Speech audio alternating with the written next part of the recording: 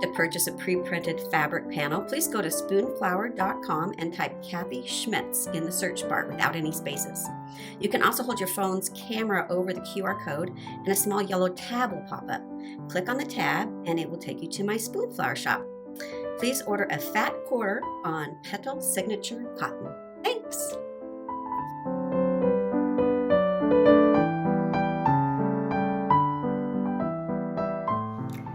Hey, I'm so glad you joined me for this stitch along. It's called Woven Wreaths, and every month I'm going to show you the stitches used for that month's design, and I'm really glad you're here. So let's get stitching. Thank you so much for joining me, and we're going to stitch up this little snowman for January, and he's holding his own little snowman doll, which I thought was kind of cute. So for the blue one, panel, because it comes in green and blue. For the blue panel, I'm going to use the Valdani 12 weight. This is called Primitive Blue. It's 0578. And you can also use 2 strands of a DMC floss if you want. 930 works. But as you can see with this Valdani thread, there's quite a variety. So it goes from dark to light. So with DMC, you're only going to get one color. So you might want to take this to the store with you and pick out the shade of blue that you like if you're going to go that route. So I'm going to start on this little guy. And one of the things that I've started doing rather than tying knots, I'm a huge knot person, but I've been trying to be a little better about that. So I don't make a waist knot or anything. I just come up, I take a stitch away, starting away from where I'm going to begin. And I leave myself like a 3-inch tail. And I'll come back later and weave that in. And then the remaining, or the continuing stitches from that, I'm just going to continue to weave under the previous stitches. So there won't be any knots. So the first thing we're going to do is this hat, and that's done with a stem stitch. A stem stitch, I like to take 1/16 of an inch. So very, very small, especially if you're going around a curve.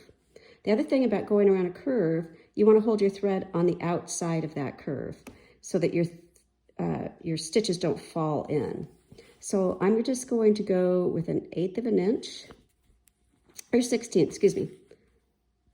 And then I'm going to go another 1/16 and come up in the same hole that the last stitch ended. And if you really can't stand stem stitch, I know some people can't, go ahead and do a back stitch on this. My back stitch are a little wonky just because I haven't practiced them enough to make them really good. So I'm always going to do a stem stitch, but you do what you like to do. And because that's what this whole thing is about. Let's just get together once a month, sit and stitch, no pressure.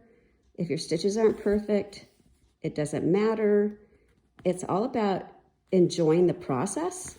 For me, anyway, that's my whole point of doing this, is that I kind of can go into a nice relaxed place, and it's a fun thing to do if you're watching a movie or listening to an audiobook.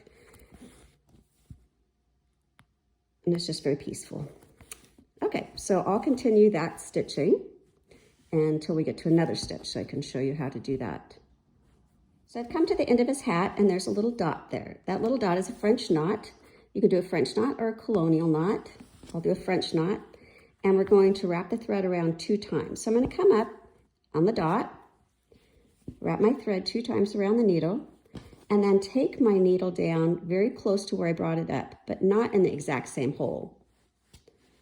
And then I kind of pull those wraps down to the fabric so they're snug but not too tight, because you have to pull your needle through. And then I kind of pinch it there so it can't get all wonky on me. And there's a French knot. Now there's just a little stitch that goes from the hat to the dot. It's supposed to be like a little string holding that little pom-pom on. And then we just continue the hat. So another stitch we have on this guy are running stitches, which are these little dashed lines. These are very, very small running stitches. So they're a bit challenging because if you go down and up, you only have like a couple threads on that needle. So You can do it that traditional way of just the running stitch, or another way I found that is a little easier if I go to the end of the next stitch, and then I almost do like a back stitch running stitch. And that way I have a little more precision. It isn't quite as hard, and I can get really tiny running stitches that way. So again, I'm going to the next stitch, to the front of it, putting my needle down at the back of it, and then coming down up at the end of the following stitch. Just like a back stitch, only with spaces in between. And one thing I do when I'm stitching too is I think about, okay, how am I going to stitch like the face without having too much of a thread coming down here? So what I'm going to do is go to the end of these running stitches, since they're fairly close, and jump down to do the eyes and the nose and the mouth. So the eyes are just a tiny little straight stitch. I got one more of these here.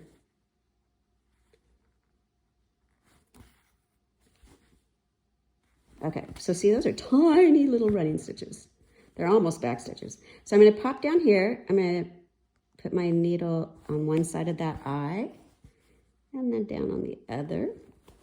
You can do French knots, but I think that kind of makes them look scared or something. I think just the single stitch looks more like a happy snowman.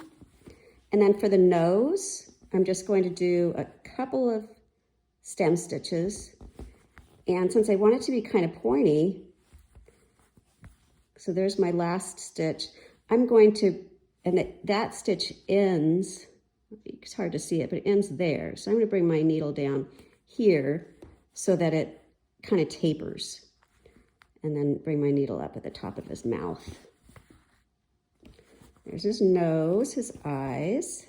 Now for the mouth, since it's so small and we've got that curve, what I have found is the easiest way to do that curve without it looking bulky is doing a fly stitch.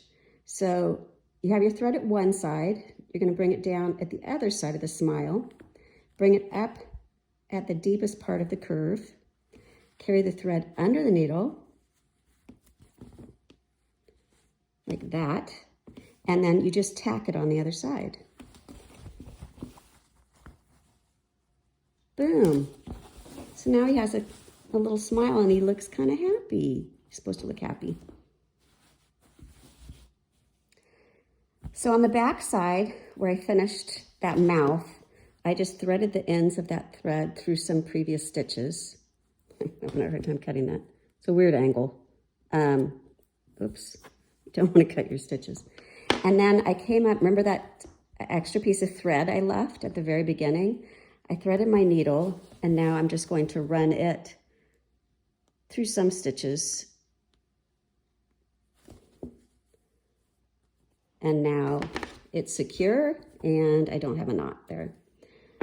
So when I begin again, I'm going to look at where I can thread some stitches under to secure them so I don't have to tie a knot, and just kind of continue on that process. One of the things I like to do when threading my needles, I like to pinch it between my finger and my thumb until it's really small. You just see a little tiny dot. And then I hold my needle over that dot and push it through. And then don't do that. Don't pull the wrong end and unthread it. There you go. And the other thing I do, and I don't know if it makes a difference or not, but like when I just threaded that, I don't know if you can see, it's a little furry on the end. It's not real straight. And that's just going to continue to come apart and cause some problems possibly with getting tangled. So I like to just cut that off if I've, roughed up that end. Okay, so since I need to thread my needle under if I thread it right there, then I can come up and show you the snowflake. So I'm just going to go the top of that hat and just 3 or 4 stitches. It doesn't have to be much because you're not going to put a lot of pressure on it. But then again, you could put too much pressure and just pull it through. And by the end of this, I might be tying knots. The other thing you notice is I'm not using a hoop. And that's just a personal choice. If you're more comfortable using a hoop, please use a hoop. Okay, so the snowflakes, I'm going to start at one end, like that. And I'm just going to take one little stitch where these all intersect and come up at the end of this other little guy.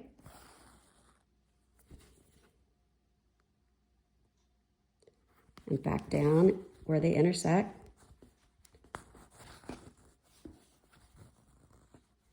And now this other side. Oops, I pulled it. Oh, there we go.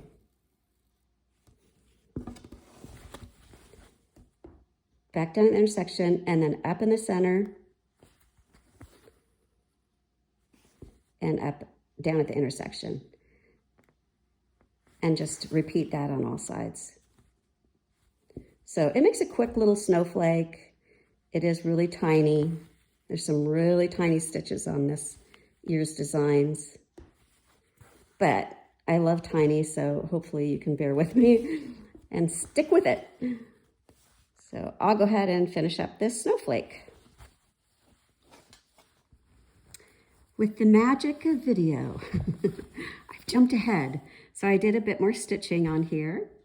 And the next thing I wanted to show you though are these tiny, tiny little mitten hands of the snowman. Since they are so small, what I do on these is just a simple little fly stitch. So I bring my needle up on one side of the mitten, down on the other side of the mitten, bring the needle up at the tip of the mitten, and put the thread under the needle, and then pull away. And I get a little tiny loop, which that works well for his mitten. The other thing I wanted to show you was on some of these stitches that, you know, if the line's super short, like under his armpit here to the sleeve, that's just gonna be one stitch like that. I'm not gonna stem stitch it, it's too short. Same with this hat. I did stem stitch the brim, but for the sides and the top, I'm just gonna do one individual stitch. And what I do, since I brought the needle down right there, I can't bring the needle up there or it'll just pull that stitch out. So since it's not too far, I just jump over to the other corner. And yes, I'll carry my thread on the back a little bit, but I'm not too worried about it. And then go down on the other side. Now his face is pretty small too, and it's a little too small to do a stem stitch. So I'm going to do, just like his mitten, I'm going to do a fly stitch.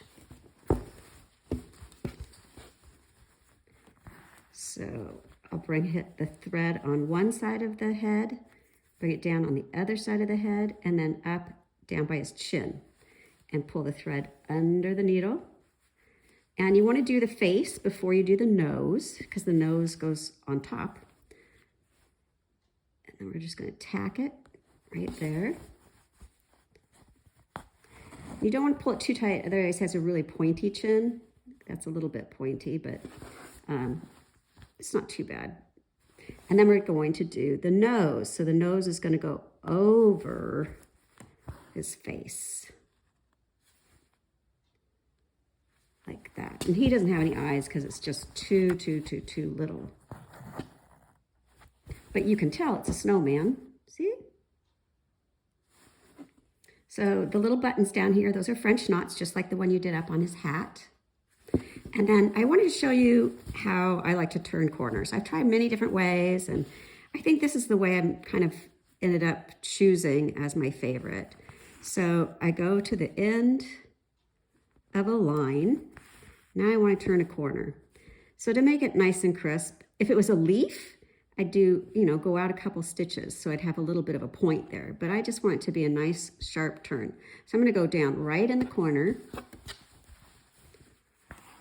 go to the back side, thread my needle under the previous stitch, then come up in that same hole. And by going through that previous stitch, it anchors it, so it's not going to come undone. And now I can just stitch the other direction, and I'm going to have a nice crisp corner. There's many ways to do corners. You can Google it, and there's lots of different videos on how to do that, but this was just the way that I kind of found worked best for me. The other thing I wanted to point out is this little snowflake. So these are individual little stitches. They don't come together in the middle, so it leaves a little bit of a blank spot in the middle there. But that is January. We are all done. I hope it's not too snowy where you're at and you're keeping nice and warm and have lots of projects to work on. And I'm so glad you're on this journey with me, and I hope you enjoy it. And I will see you next month. Goodbye for now.